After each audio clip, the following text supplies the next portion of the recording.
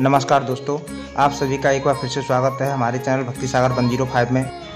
पुराने समय में मनोहर नगर में एक ब्राह्मण रहता था जो दुर्गा माता का परम भक्त था।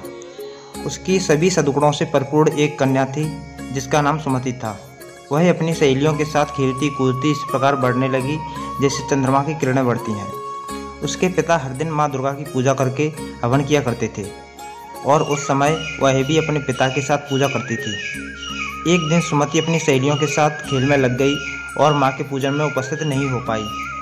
उसके पिता को अपनी पुत्री की ऐसी लापरवाही देखकर बहुत क्रोध आया और उन्होंने अपनी पुत्री से कहा कि हे पुत्री, आज तुमने दुर्गा माँ की पूजा नहीं की, इसलिए मैं किसी कुष्ठ रोगी या दरिद्र के साथ तेरा विवाह करूँगा।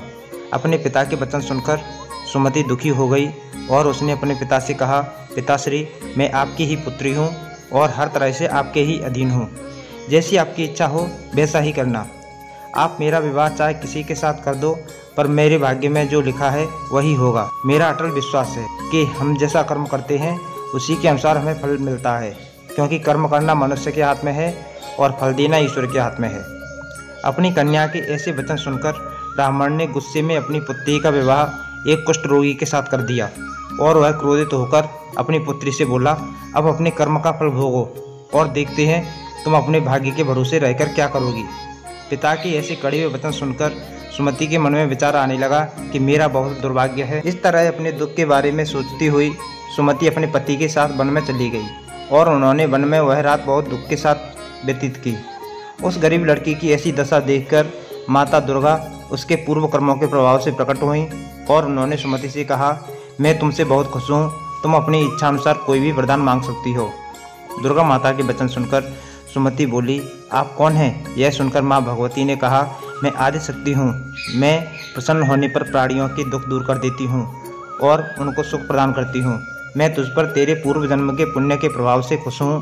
तुम्हारे पूर्व जन्म में तुम एक भील की पत्नी थी और बहुत ही पवित्र औरत थी। एक दिन तुम्हारे पति निषाद ने चोरी के अपराध में तुम दोनों को सिपाहियों ने पकड़कर जेल में बंद कर दिया। उन लोगों ने तुम दोनों को न भोजन दिया न पानी। इस प्रकार नवरात्रि के दिनों में न तो तुमने कुछ खाया और न जल पिया।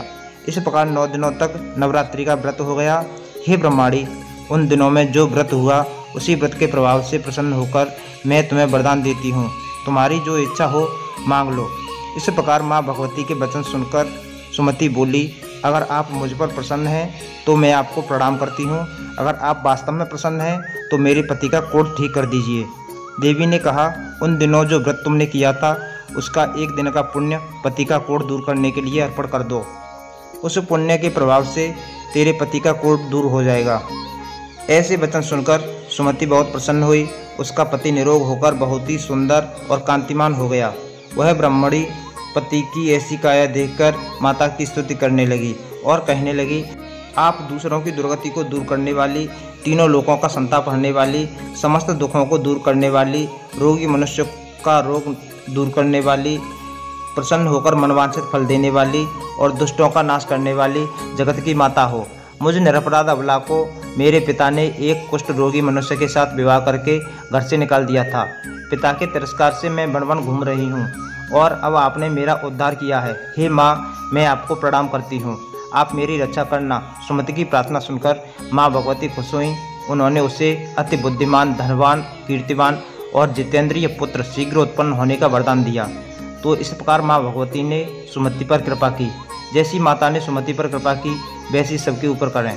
जय माँ दुर्गा।